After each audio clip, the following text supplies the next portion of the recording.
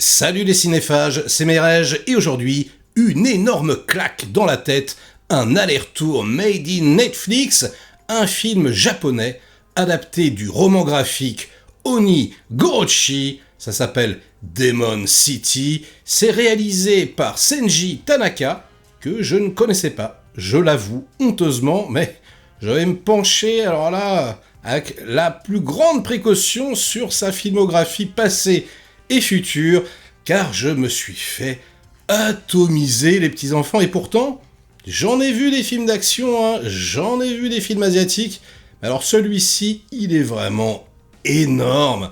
Déjà, la violence du truc, mais c'est tellement intense, c'est incroyable, et puis surtout, ce que j'aime avec le cinéma japonais, c'est que ce n'est jamais ostentatoire, il n'y a jamais d'effets gratuits, il n'y a jamais, voilà, on va dire, bullet time, de caméras qui vont faire des 360, c'est toujours dégraissé, enfin, en tout cas très très souvent, et même parfois, ça peut faire peur un petit peu, on peut se dire, oulala, ouais, c'est un petit peu plan-plan, un petit peu réalisation à papa, etc., on va peut-être un peu s'ennuyer, enfin bref, et clairement, quand on a été biberonné comme moi aux films hongkongais, et les films de John Woo, de Choi Ark, avec, au niveau formel, une inventivité hallucinante, on repousse toutes les limites.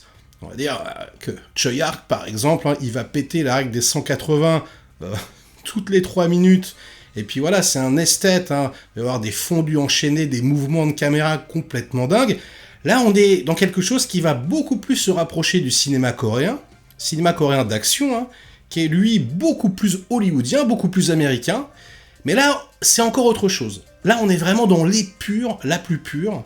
C'est-à-dire que il y a énormément, elle est peut-être 70% de plans fixes, réellement. Et même dans l'action, même dans les scènes d'action. C'est-à-dire que on est là et on comprend pas bien ce qui se passe. Comment rendre une scène d'action intense uniquement en la shootant en plan fixe? Ce film est extrêmement intéressant à ce niveau-là. Alors, c'est chorégraphié par Takashi Tanimoto. C'est le gars qui était responsable des chorégraphies sur l'adaptation japonaise de Nicky Larson, sortie sur Netflix aussi l'année dernière. Et la vache, le mec! Bon, c'est le réal aussi, et c'est le découpage, mais ils sont beaucoup trop forts. En fait, chaque changement de plan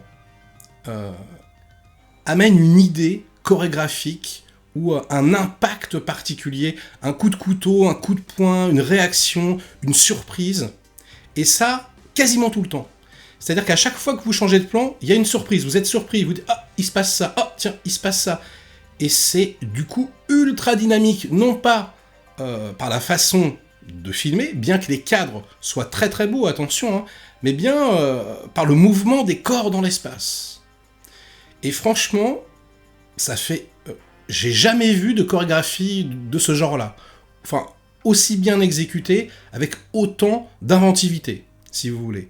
Donc ça, c'est, on va dire, 80% du film. À la toute fin, le dernier acte, il se lâche un petit peu, il y a des plans séquences, il y a des mouvements de grue, même s'ils sont très légers, et voilà, c'est un tout petit peu plus sophistiqué, parce que l'histoire devient de plus en plus intense, mais très honnêtement, je trouve cette façon d'avoir orchestré ce film d'action particulièrement originale, et particulièrement impactante. Vraiment, donc si vous aimez ça, je pense que vous allez vous régaler. Donc on est dans une ville du Japon, Soji, je crois que ça s'appelle, la ville des démons, en gros. Il y a une sorte de légende qui dit que si quelqu'un est trop assoiffé de vengeance, il va revenir tous les 50 ans sous la forme d'un démon, et qu'il sera pris d'une rage complètement destructrice. Voilà, donc ça, vous l'avez bien compris, ça sera le héros du film. Alors, un début complètement intense, j'ai envie de vous dire, puisque ça commence par une scène d'action tonitruante, avec donc ce tueur à gages, qui, mini spoiler, mais bon, vraiment, c'est le début du film, voilà, qui va se faire atomiser, on va dégommer sa famille, etc. Et donc, il va revenir pour se venger. Il est laissé pour mort, un peu dans le coma, un petit peu à la Kill Bill. Ça fait penser, le pitch de départ, un petit peu à Échec et mort avec Steven Seagal. Donc ça, c'est pas un très très grand film, même si j'aime beaucoup, mais voilà, c'est un film de mon enfance. Mais là, on est vraiment dans la culture japonaise, on est vraiment dans le film de Yakuza, on est vraiment dans le film d'arts martiaux, tranchant, dur, violent, intense. Vraiment, l'histoire, elle est ultra poignante.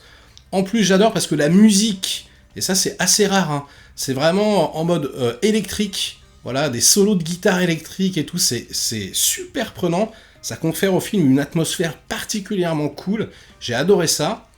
Et tout le casting est génial. Il y a un truc qui est très très bon également, c'est que la ville, en fait, elle est contrôlée par de nouveaux gangsters. C'est une ville qui marche pas, voilà, qui n'arrive pas à se développer.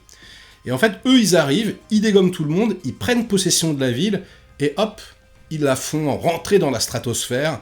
Donc le grand méchant, c'est le maire de la ville, etc. Et tout ce gang-là, en fait, ils ont des masques de démons. Tu sais, des masques à l'ancienne, quoi, des masques de théâtre japonais. Et c'est vraiment intéressant parce que ils essayent d'être de réels démons, alors qu'en réalité, le seul démon du film, bah, c'est bien le protagoniste principal, c'est bien le héros, quoi. Et là où c'est vraiment le fil ténu entre, on va dire, mysticisme et réalisme est excellent, puisqu'il n'y a pas... vous attendez pas à voilà, un truc avec des super pouvoirs, voilà, c'est pas un démon comme ça qui est immortel, mais quelque part quand même. C'est-à-dire qu'ils arrivent vraiment à jouer ouais, sur une ligne extrêmement fine, où le gars, et c'est ça que j'ai adoré aussi, s'en prend plein la gueule, c'est-à-dire qu'il est très très fort, hein. Franchement, les artistes martiaux du film, tous, sont énormes, que ça manie des épées, des bâtons, alors, des gros sabres avec des ficelles, ou même les gunfights, ils sont vraiment vraiment top, mais lui, c'est pas Steven Seagal justement, quoi. Il s'en prend quand même plein la gueule, et en fait, c'est ça pendant tout le film. Et le côté fantastique, il est là. On se dit, bon, normalement, c'est bon, il a son compte. Normalement, il va mourir. Normalement, là, il traîne la patte, il peut plus avancer. Et en fait, il va continuer à avancer. Il va continuer à avancer un petit peu comme le premier Terminator, si vous voulez, quoi. Il est un peu inarrêtable. Et le film développe vraiment beaucoup de surprises. C'est-à-dire que vous pensez que ça va aller dans une direction, ça y va jusqu'au bout. Puis, au bout d'un moment, ça décroche. Et au bout d'un moment, ça devient vraiment presque mystique. J'ai adoré, avec une fin à tiroir, quelque part, une fin qui se multiplie. Et ouais, et putain, mais la puissance du récit, la finalité, j'ai adoré. C'est ultra simple, franchement, hein, c'est vraiment voilà, un film de vengeance basique, mais extrêmement bien exécuté. On a une direction artistique de toute beauté, mais vraiment, les décors... notamment la scène finale où ils ont shooté, etc. C'est vraiment très très bon. On a quelques petits effets spéciaux, voilà, du sang en synthèse la plupart du temps, mais en même temps c'est mixé avec du vrai sang. C'est relativement bien fait, c'est pas dégueulasse pour une fois. Ils ont assuré, franchement. Et puis on a même des références au cinéma asiatique qu'on adore, comme La Rage du Tigre par exemple. Enfin, il y a vraiment des trucs hyper intenses, hyper intéressants. Donc, n'en jetez plus, les petits amis, jetez-vous dessus, mais instantanément. Demon City, ça cartonne, ça défonce. Alors, si vous aimez le genre, vraiment, vous allez être aux anges. Et je pense que bah, si vous aimez les films de vengeance, de vendetta à l'ancienne, bon bah là, tentez l'expérience. Hein. En plus, il y a une VF, moi j'aime pas ça, mais bon, pour ceux qui apprécient, bah, allez-y. Donc vraiment, tentez l'aventure, c'est absolument génial. Et ça donne clairement envie de découvrir le roman graphique. D'ailleurs, si vous connaissez, si vous appréciez, parlez-moi un petit peu dans les commentaires, parce que moi, j'ai aucune idée de ce que c'est, mais je pense que je vais me jeter dessus. Donc voilà, c'est immanquable cette semaine, c'est génial.